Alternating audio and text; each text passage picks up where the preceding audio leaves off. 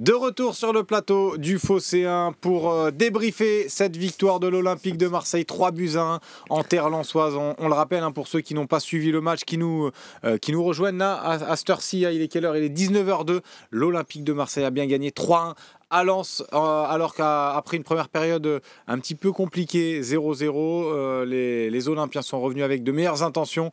Un but de Valentin Rongier a permis à l'OM de prendre les devants, puis Luis Enrique l'a imité quelques minutes plus tard, 10 minutes plus tard, 57e minute de jeu. Réduction de l'écart de Fulgini, 80e, et un coup franc de Pierre-Emile Hojbjerg a scellé le sort de cette rencontre pour une victoire. Donc comme je l'ai dit, 3-1. On va prendre le temps de débriefer cette rencontre avec Idriss, avec Romain Canuti, avec Romain Herring également, et avec Loïc Lachaud à la réalisation. On le remercie encore une fois. Et on va commencer tambour battant cette troisième mi-temps avec un message. Il veut régler des comptes dans ces moments-là, je le connais. J'aime bien parce qu'il y a un message sympa de Martial, parce que ça fait partie du débat. Martial 64-40 qui dit: ils sont où les Sébastien Volpe, les Canuti, les Idriss qui critiquaient le jeu? Trois petits points, point d'interrogation. Je vous lance là-dessus. Les trois petits points. Les trois petits points. J'adore le jeu, on s'est régalé. On a vu techniquement. Alors, attention, parce qu'il y en a qui sont capables... J'ai été épargné. Hein. Désolé. Oui, c'est vrai. Non, mais le jeu, moi, je me suis régalé parce que je vis pour l'Olympique de Marseille. Et mettre ce truc, alors qu'on y reviendra, cet épisode-là où on passe de 2-2 à 3-1, c'est quand même jouissif pour une fois que ça nous arrive dans notre vie. On va pas se plaindre. Mais, et on a vibré, on a kiffé, c'est l'essentiel. Par contre, juste... le jeu, les amis, on en a parlé. Techniquement, ce qu'on a vu, c'est pas terrible. C'était nul. Hein ? C'est pas terrible du tout. Donc, pas la deuxième mi-temps. Ah, deuxième, t'as été un petit peu aidé avec le premier. C'était un peu mieux, mais si. C'était un peu mieux après. Non, techniquement, Romain, les c'est gars, pas ça. Un ballon, normalement, tu sais, quand tu le contrôles, il est censé faire ça. Il n'est pas censé faire ça.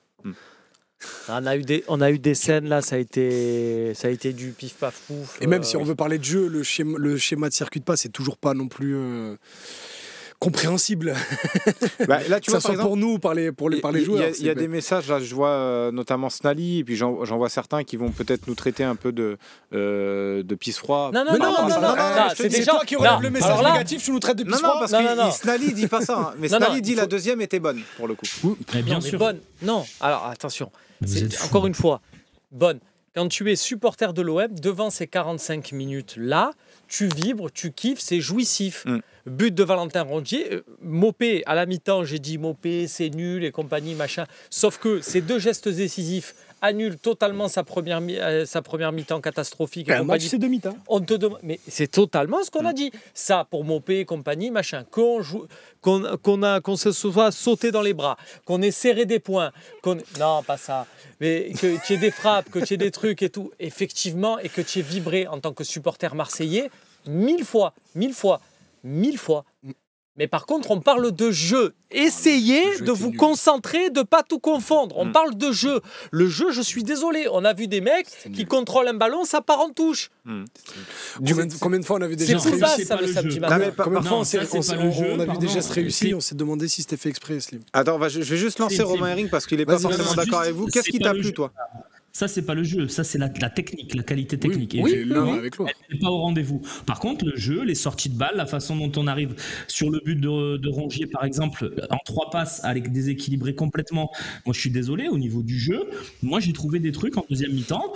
Je maintiens qu'à l'extérieur, on a trouvé quelque chose qui fonctionne et qui est pas dégueulasse, même en termes de jeu, en termes de rouleau compresseur qui arrive à un moment donné à imposer son style. Moi, j'ai bien aimé la deuxième mi-temps. Alors oui, me dire que techniquement les mecs sont un peu à la ramasse, oui, mais évidemment dans l'équipe il y a Ulysse Garcia, il y a Luis Enrique qui au passage met un très joli but, et voilà, oui, tu vas pas attendre d'Ulysse Garcia et de Luis Enrique que ça devienne des cracks absolus techniquement, mais dans le jeu, dans la façon dont on a joué, je trouve que la deuxième mi-temps elle est vraiment très bien. Voilà. Je suis pas d'accord, mais après, écoute, c'est un avis. J'ajoute quand même qu'on a joué 7 matchs à l'extérieur et qu'on est sur une moyenne de 3 buts marqués. Ouais. À l'extérieur. Après, il y a un très bon commentateur un peu chauve et légèrement en surpoids qui l'a dit aussi. Bravo, mon poulet. Mais c'est pas anodin. Non, c'est très bien. Parce qu'à part à Strasbourg, en fait, le match de Strasbourg où tu marques pas est rattrapé par les 2 fois 5 buts de Brest et Montpellier. C'est vrai. Ouais, c'est bon. Non, c'est juste ce qu'on dit là-dessus, c'est qu'il y a eu, pour moi, deux très bonnes actions. On est très bien. Et ça valide le plan global de De Zerbi. Moi, ce 3-4-2-1, je trouve que même si en première mi-temps, on était... Mais c'est parce que tu as peut-être cette première mi-temps que tu as ces 2 banderilles à placer en seconde. Donc voilà, on est encore sur une lecture globale du match, bravo. Après, je n'ai pas vu non plus une gestion sereine. La réduction du score, pour moi, elle est largement évitable. Je trouve que Balerdi, Kondogbia, je ne sais pas, peut-être qu'avec la pluie, la pelouse est très agréable, mais on aime bien quand même, on était bien ventre sur la pelouse. Là, on n'avait pas trop envie de se relever rapidement, notamment du côté de Kondogbia. Pourquoi tu te touches Mais rien, je me redresse, c'est tout. Mais et voilà, je trouve qu'on n'a pas eu justement des ressorties de balles. Moi, j'ai eu des matchs où l'OM, une fois qu'il menait au score, je voyais des ressorties de balles, un adversaire qui cherchait à tout près à réduire la marque, et il y avait des ressorties de balles où tu disais waouh, et ça fait partie du jeu d'avoir et tout. Je l'ai pas vu ce soir, clairement. Non, après, je vais pas m'en plaindre. On sort d'un traumatisme il y a 16 jours. Moi, je trouve qu'il y a quelque chose. J'aimerais limite, je me dis, il a peut-être trouvé même quelque chose avec ce 3-4-2-1, et je suis même à dire, tu sais quoi, contre Monaco, vas-y, remets-moi ça. Il y a peut-être quelque chose de trouvé. Il y a des formules. De Zerbi, bravo pour avoir trouvé ça. Maintenant, vu le contexte, je ne m'attendais pas à un récital. Ça, plus le niveau technique, plus si, voilà, on est honnête quand même, on a vibré. Moi, j'ai gueulé sur les buts et compagnie. Entendu. Oui, voilà, bon, désolé. Mais non, mais on est conscient non plus. On n'est pas idiot, on n'est pas à dire. Oui, c'est pas parce qu'on a gagné que tout est génial. Voilà, chacun sa mission. Oui, voilà. Si vous avez besoin d'entendre après une victoire, l'OM envoie un message à l'Europe et compagnie, machin. Vous tapez d'autres trucs sur YouTube. Demain, l'Europe parlera marseillais. Oui, voilà, ce genre de truc. Non, vous tapez sur YouTube, vous allez le trouver, il n'y a pas de souci. Je passe un petit message dans le chat parce qu'on est tous là, on aime bien dialoguer, on est OK pour écouter les avis différents. Restez respectueux, les fermes-là, les trucs comme ça, évitez parce qu'on n'est pas là pour ça. En plus, on a gagné chacun donne son avis, on est là. Romain Herring a un avis différent, un regard différent sur la deuxième période. Non, on va l'écouter regarde, aussi. On s'insulte pas. Et on s'insulte pas, donc voilà, restez polis. Et puis on est tous là pour le même but. En plus, voir l'OM gagner, on est tous heureux. Non, mais surtout avec un retournement de situation comme à la 88e. Parce qu'on est passé d'une égalisation où Slim a failli péter la table en mettant un petit coup de pointe de rage à une mine absolue de Højbjerg dans la cage de Samba. Pas eu que ça. Hein? Moi, j'ai pas entendu ce qui se passait derrière. On a entendu des bruits, des onomatopées, mais on n'a pas vu les actes. Mais voilà, bon bref, franchement, combien de fois parce que c'est quand même le fait du match. Parce que tu passes de 2-2 à 3-1 quand même. L'arbitre est quand même à 2 mètres devant l'action de Fulgini et Nadir. Il a besoin de la VAR pour revenir et heureusement qu'il prend la bonne décision. Non, parce que l'action est folle. Oui. Il est obligé, mais c'est scandaleux. C'est scandaleux d'en arriver là. Et surtout, en fait, c'est toujours pareil. C'est-à-dire que c'est tellement sur tout son match. C'est-à-dire que c'est un délire. L'arbitrage a été... Toutes les fautes et compagnie, Moi, à la limite, si tu dis dès le début, messieurs, envoyez, d'accord. Mais là, tu as Rongier, il lui a dit, on a joué ensemble à Nantes. Oui, c'est ça. Mais même Thomasson, tu le vois, il rigole, il met la main comme ça, il avait compris. Merci frérot. J'ai envie d'entendre Romain parce que ça fait un moment que même dans les OM au café, il nous dit qu'il a trouvé, il trouve qu'à l'extérieur on a trouvé quelque chose, on a trouvé la clé. Bien sûr. Mais moi, j'arrive pas à voir. Différentes, non, mais j'arrive pas à voir quoi. Je comprends pas ce que tu. Ouais. J'arrive pas à voir ce qu'on a vu vraiment comme patte ce soir à Lens. Bah écoute, je saurais peut-être pas l'expliquer avec la perfection, mais je trouve qu'à l'extérieur on a une maîtrise globale du match et des événements. C'est ce qui s'est passé je vais pas dire Montpellier parce que Montpellier était en crise profonde, mais ce qui s'est passé à Brest déjà dès le premier match, mais ça on n'avait pas encore trouvé le style dont je parle, mais ce qui s'est passé à Nantes, où finalement, bon an mal an, tu te fais tes 2 buts et tu domines le match. Là, c'est pareil, tu mets 3 buts à l'extérieur quand même, en saisissant les moindres occasions, en maîtrisant globalement le ballon. J'ai pas vu les stats de possession, mais je pense qu'on est devant. Je trouve qu'on a une maîtrise. On a gagné 6 matchs sur 7 à l'extérieur. Depuis, ça fait 3 matchs que je le dis et ça fait 3 victoires. Je trouve que à Montpellier, il y a eu le déclic et c'était consécutif à un système défensif où on passait à 2 à la relance. Là, ce soir, on a revu une relance à 3 qui a plutôt bien marché, mais qui ressemblait pas à la relance à 3 du début de saison où les stoppers étaient ultra serrés, où au contraire, là, les stoppers s'écartaient beaucoup. Non, je crois qu'on a compris qu'il fallait un peu aérer le jeu, même si on passe beaucoup par l'axe, mais en aérant un peu au départ de l'action, on retrouve plus facilement l'axe. Je trouve que c'est plutôt bien maîtrisé. Alors, la première mi-temps, c'était une bouillie, le temps que ça se mette en place. Je pense que, en fait, à partir de la 30e, 25e, on a commencé à être un peu moins en danger, à être un peu plus capable de ressortir. On a l'occasion de moper aussi. Je crois qu'on a mis beaucoup de temps à rentrer dans le match, à rentrer dans ce que on vous s'est voulez fait faire de bouffer Verdi dans sur ce l'intensité match. aussi. Exactement, mais au Ce bout qui fait d'un qu'avec moment, 100 ballons, c'est compliqué. je trouve qu'on est rentré bien dans notre match et que finalement les 15 premières minutes de la deuxième mi-temps, on les a tués. Voilà, dans tout ce qu'on a fait, que ce soit dans la qualité de jeu, à ce moment-là, Romain, il y en avait, dans la qualité de technique aussi, même à ce moment-là, les passes entre les lignes. Non, moi je trouve qu'à l'extérieur, on est globalement dominant et ça me rassure beaucoup. Mais j'étais pas très inquiet avant ce match, honnêtement. Je suis plus inquiet sur un match à domicile pour l'instant et c'est plutôt logique puisqu'on n'est pas bon à domicile. Voilà, mais à l'extérieur, moi j'ai pas d'éléments qui me font dire qu'on peut être inquiet. Alors évidemment, on aurait pu prendre ce but de la Bolascari et on faisait grise mine. Bah, malgré tout, il y a une énorme faute au départ et bien c'est bien normal que ça ait été refusé. Donc non, moi je suis pas du tout inquiet sur les matchs à l'extérieur. Et là, on va aller à Saint-Etienne. Je pense qu'on va être capable d'enchaîner une 7e victoire sur 8. Non, je suis voilà. Après, il y a un match de Monaco à domicile à gérer, mais bien sûr. C'est que le match à domicile, c'est Monaco, quoi. Ouais, et encore, est-ce que c'est un problème parce que Monaco va se livrer un peu plus? Évidemment, c'est pas un match facile. Idriss, je te dis pas ça, mais qu'est-ce qu'on préfère? Est-ce qu'on préfère jouer un bloc très bas qui se livre pas et où on n'arrive pas à faire quoi que ce soit, ou un match ouvert comme ce soir où on est capable avec des projections, avec un Mason Greenwood très moyen mais ultra décisif sur les 2 buts? Voilà, je sais pas si Monaco est pas plus simple à jouer qu'Auxerre en ce moment pour. Mais en termes d'intensité, ça va être plus ou moins pareil qu'aujourd'hui. Il va falloir être prêt à répondre dès la première minute parce que là où Lens n'a pas réussi à se créer d'occasion parce que Nzola, c'est un joueur de série B, milieu de tableau. Devant Monaco, ça les met au fond ces actions-là. Donc, faire attention. Même si Mbolo était nul, bon, pas dans les proportions. Je préfère avoir une Zola pas extraordinaire non plus. À jouer contre toi. Le problème, c'est les mecs juste un peu derrière là qui sont. Entre Akliouche, Golovin et tout là. C'est ça. Tiens, Rome, j'ai les stats du match si tu veux. Avec plaisir. Effectivement, 55% de possession pour l'OM. Et je regarde toujours pareil, les XG quand même sont plus du côté de Lens. Ils ont 1,93, on a 1,19. Et même, regarde aussi les occasions manquées.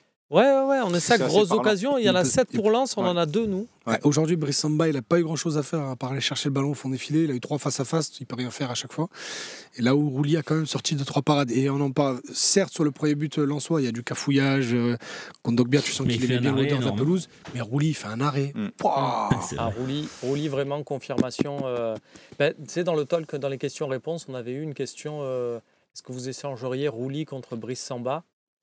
Tu me posais la question il y a un mois, je te disais oui, et plus les matchs avancent, plus je dis jamais d'avis. Mais après, Romain, tu as raison, mais on nous aurait dit c'est Brice Samba qui arrive cet été, on était contents aussi. On était contents. On n'aurait pas mis le même montant. Mais c'est surtout que Mehdi Benassia était d'accord avec toi, Romain. Au-delà de ça, voilà, je veux dire, il y avait un petit forcing qui a été fait d'ailleurs pour que ce soit Brice Samba, y compris du côté de Lens, parce qu'il avait déjà recruté sa doublure. Bon, bref. Et surtout qu'il est en fin de contrat cet été. Y compris du côté de Brice Samba. Y compris du côté de Brice Samba faisait un gros forcing pour venir. Voilà, donc, et le truc, c'est que Roulier, pour donner un peu le truc, c'est un gros push de Longoria qui a décidé, il a vu l'opportunité se présenter, il a demandé l'avis de personne au club et il a tout fait quasiment tout seul. Quoi. Ouais, mais pour le coup, c'est une bonne c'est un pari, c'est un pari. Et écoute, tant il te rapporte aussi des points. C'est beaucoup moins cher que Samba, ouais. Ça, là, je te c'est vraiment, on va le dire, peut-être. Allez, le deuxième meilleur gardien du championnat, parce que même si vous allez me dire en Ligue... Ouais, voilà, pourquoi Non, je pose la question, en vrai. Lucas Chevalier... C'est vrai. Voilà, non, je pose la question. J'étais pas... Il y a le gardien de Lyon, Perry aussi, qui est pas mauvais aussi. Perry, passeur décisif sur Jonathan Rowe. On va attendre un peu. Je trouve pas. Mais oui, Lucas Chevalier, après, il est dans les deux. On a un Donnarumma bashing, mais quand même pas mauvais.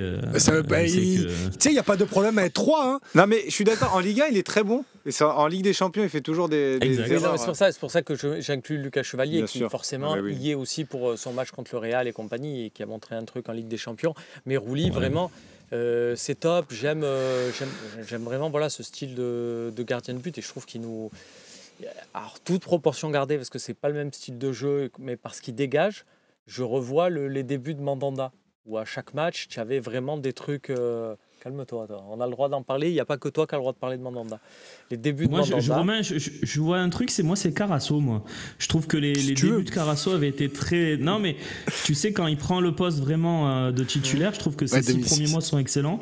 Et moi, il me fait penser beaucoup à lui dans sa façon de jouer aussi, d'arrêter les ballons, d'être sécure, tu vois, s'il faut boxer, il boxe, s'il faut repousser, il repousse.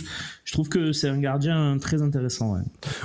Mais en vrai, au-delà de la vanne, parce qu'il est fou de comparer quelqu'un à Mandanda, lui.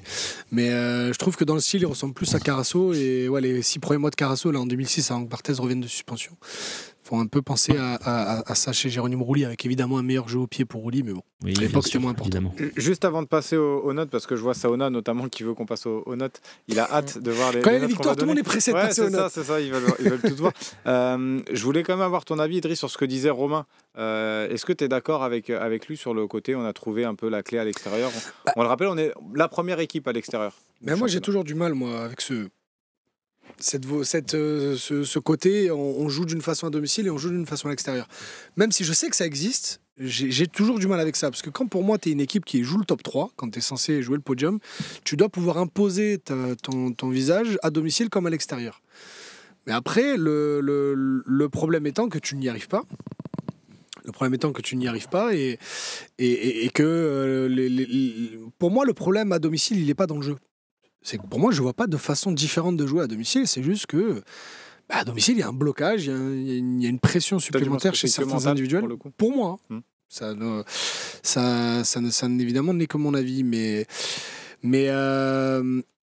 moi, le truc, c'est que tactiquement, encore une fois, je reste énormément sur ma faim aujourd'hui. Après, voilà, la saison est encore longue, on est qu'au tiers du championnat, ou on est déjà au tiers du championnat, chacun y fera son avis. On est 12e journée, 12e défense différente. J'ai envie de croire, même si Ulysse Garcia...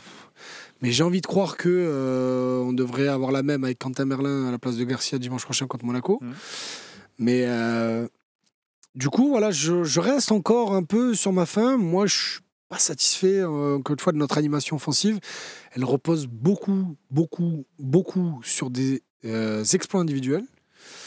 Parce qu'on peut me dire ce qu'on veut sur le but de Rongier, le contrôle orienté de Mopé, c'est pas un truc que tu dessines sur un tableau, c'est pas une consigne, c'est un truc d'instinct. Et tu ne fais pas en sorte de mettre Mopé dans les bonnes conditions d'eux, donc tu dépends d'un exploit individuel. Donc pour moi, c'est encore ça part même d'un trop premier fragile. exploit individuel avec la passe de Greenwood qui est assez magnifique. Oui, très belle. Très belle. Donc, je reste encore un peu sur ma faim sur ce qu'on va arrêter même d'appeler le 2 herbiball. Mais parce qu'il n'existe pas, factuellement. Ça veut rien dire. Non, mais en fait, bon, bref, c'est pour donner une identité à un coach qui n'en a pour l'instant pas. Et à chaque fois, je vais continuer à mettre le conditionnel, le pour l'instant, parce que on n'arrête pas de réclamer du temps. À chaque fois que tout le monde s'énerve au bout de 3 défaites, on peut pas non plus réclamer sa tête et réclamer une identité forte au bout de 12 journées, même s'il y a tant de victoires. Donc on va continuer d'attendre, mais je suis pas satisfait encore. Idriss, tu vois, le 2 herbiball dont tu parles, et effectivement, pour l'instant, c'est globalement décevant. Mais par exemple, en deuxième mi-temps, je trouve que dans la façon dont on a sorti les ballons, c'était beaucoup plus fluide, beaucoup plus intelligent, beaucoup plus prise de risque, avec des passes un peu plus claquées, avec du jeu qui se trouvait entre les lignes, qui se rapproche, je pense, de ce que voulait De Zerbi. On verra ce qu'il en dira dans l'après-match. Moi, je trouve, je le dis, je l'ai déjà dit, en deuxième mi-temps, pour moi, on a fait une très très bonne deuxième mi-temps, et je pense que De Zerbi en sera satisfait, notamment sur les 25 premières minutes de la deuxième mi-temps, où on arrivait facilement à trouver Rabiot, facilement à trouver Højbjerg, facilement à trouver Rongier, entre les lignes avec Balerdi, Kondogbia, Moyo qui relançait très rapide. Moi, je suis plutôt... Je vois ce que tu veux dire, mais pourquoi je te donne encore mes réserves sur ça, Romain, c'est que pour moi, il y a des déplacements qui sont pas encore automatiques et qui devraient l'être, pas par des consignes de De Zerbi, mais simplement par du QI foot. Tu vois, par exemple... on peut pas prendre des images, des captures et les mettre dans l'OM au café, que je avec des dessins et tout. On peut le faire. On peut faire que des screens. On peut pas des screens, je m'en fous de les vidéos. Je fais juste avec Paint, après je me débrouille. Bon bref, je fais que des gamins de 14 ans, donc pourquoi pas l'OM. Du coup, juste en fait, c'est sur ces fameuses sorties de balles où t'as Mopé ou le 9 qui vient récupérer le ballon, justement sur cette passe claquée là. Normalement, tu dois avoir 1 voire 2 appels dans son dos, parce que sinon son appel il sert à rien. Et en fait, tu vois que quand on le fait, on sait créer ces situations-là. Parce que si tu joues vertical en attendant l'adversaire très bas, si tu punis pas derrière, ça ne sert à rien. Si, une fois que tu trouves le gars en pivot, il se remet en appui remise et que tu n'as pas de départ dans son dos ou sur les ailes, ça ne sert à rien. À part juste dire, regardez, on a fait une sortie de balle passe claquée, ça n'a aucune utilité. Et donc pour moi, j'ai trouvé les déplacements tantôt de Greenwood, tantôt de Rabiot, ça dépendait du côté où on était, ou des 2 pistons, bien trop lent et bien trop bête, entre guillemets, c'est pas le mot mais je l'ai pas encore, pas assez réfléchi pour dire que j'ai vu une bonne deuxième mi-temps. J'ai vu de meilleures intentions, sur ça je suis d'accord avec toi, j'ai vu une meilleure réalisation technique, mais je suis pas encore là à dire que c'était bon. Je suis pas encore là à dire que c'était une bonne deuxième mi-temps. C'était je suis d'accord. Puisqu'on reste un petit peu... la marge. Parce que tu penses quand même qu'on doit à un moment donné être capable de le faire avec les joueurs qu'on a. Oui. Donc, oui, sinon je serais satisfait. Sinon je te dirais, il en tire déjà le max. Quand même une belle marge. Oui, c'est ça. Non, mais après, encore une fois, je suis très content de la victoire, tout ça. Par rapport à ce qu'on a connu. Juste que si on tire. Par rapport au match de ce soir, excuse-moi, Romain. Si on tire par rapport au match de ce soir, je suis très content. Très content parce que gagner à Bollard, c'est pas souvent que ça nous arrive. Puis c'était que 2 défaites, Lens, depuis le début. Voilà, mais si on tire un bilan global de ce que ce match va apporter dans la construction de la saison, je suis pas encore satisfait.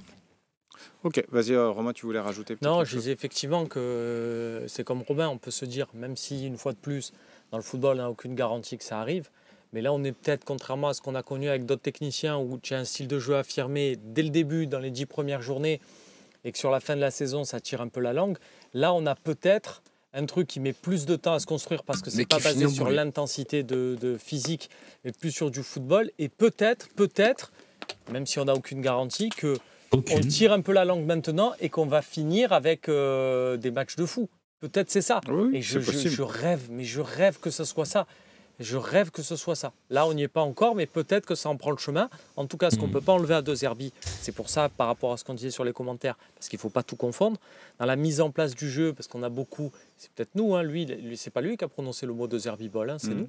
Donc c'est peut-être que là-dessus, on est sur notre fin. Par contre, sur la lecture des forces de l'adversaire, sur la capacité à modifier son 11, en prenant ce qui ne va pas, et dans sa capacité à remettre en selle et dans des postes intéressants certains membres de son effectif, là, il faut reconnaître que M. De Zerbi, c'est du 10 sur 10. Ouais. Parce que avant le match, dire attendez, je vais mettre Luis Enrique piston droit, je vais relancer Valentin Rongier dans l'entrejeu, je vais mettre Rabiot, voilà, je vais faire rentrer Bilal Nadir, je vais mettre Rabiot sous l'attaquant.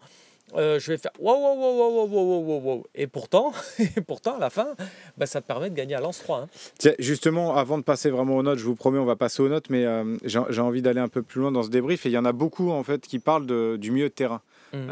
Certains, j'ai vu Sylvain Mar, j'ai noté Oseb Mouitois, là j'en vois un autre qui est Corbeau, je crois également. Alors Seb, ils sont très bons dans les déjà, il y en a beaucoup qui s'interrogent sur l'absence de Seb parce qu'il avait dit en avant-match que si on perd, il restait pas. Juste spoiler, il avait déjà un truc de prévu important après, et quoi qu'il arrive, il serait pas resté. Il avait prévu de perdre alors. Non, c'était juste il a juste fait la blague en avant-match, il est pas resté, c'est parce qu'il avait autre chose à faire malheureusement. Non, mais est-ce que vous pensez qu'on a trouvé un peu notre milieu de terrain? Je voyais là, on a enfin un milieu avec de l'intelligence de jeu quelque part. J'aime beaucoup cette association Rongier-Heubière. Je trouve que ça t'es un numéro 10 de Ligue 1. T'as Heubière d'un côté, Rongier de l'autre. Tu t'attaches pas trop au ballon. Tu fais pas trop copain-copain avec. C'est pas incroyable ce que je vais dire, hein, mais c'est le meilleur match de la saison de Valentin Rongier. Oui. Voilà. Il m'a fait réfléchir en plus. Je te voyais réfléchir. Alors attends, parce que contre Nice, Strasbourg, non. Vas-y. Et j'ai trouvé intéressant sur cette zone de jeu, justement parce qu'il y a aussi Heubière. Et tu sens que c'est le fameux je vais presser un mec parce que je sais qu'à la seconde lame qui s'articule parfaitement sur la distance entre ces deux lames. Et ouais, tu demandes à les revoir souvent. Dans cette configuration-là, je trouve que ça nous permet d'avoir un Rabiot plus intéressant. Moi, vraiment, cette configuration, ça rajoute une option. Ça rajoute une option. À voir avec le retour d'Harit, si Harit est un titulaire ou si il va s'asseoir sur le banc. À voir si on continue d'utiliser Rabiot si haut, parce que pour moi, ça reste gênant quand même, mais effectivement, ça reste une option. En fait, je me dis qu'il peut avoir une option plus offensive où tu passes vraiment à 4 derrière, au lieu là des 5 qu'on a. Donc, probablement, tu dégages Luis Enrique, désolé. Et ta ligne de 3, ça devient Jonathan Rowe, Rabiot, Greenwood. Tu vois, c'est une sorte de... Tu repasses à un 4-2-3-1 où tu as ça. Mais à ce moment-là, avoir ce pivot Heubière, double pivot Heubière-Rongier, effectivement, ça... Après, ça on va en parler, mais moi, j'ai pas trouvé Rongier extraordinaire non plus. Hein, mais on va en parler. Ah ouais tu es un rateur. Non, mais tu es un rateur. Ouais, bah, écoute, ça sera ton avis. Bah tiens, on va en parler. On va en parler puisqu'on va passer au top et au flop de ce Lens Olympique de Marseille.